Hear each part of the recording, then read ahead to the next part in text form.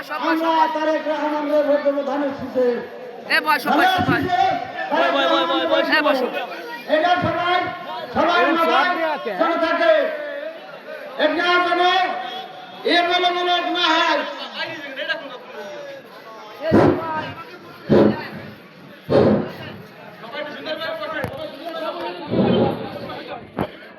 ধন্যবাদ। এই বাংলাদেশ জিন্দাবাদ। ধানের শীষে ভোট দেবেন সবাই। করার জন্য বিশেষভাবে অনুরোধ করছি।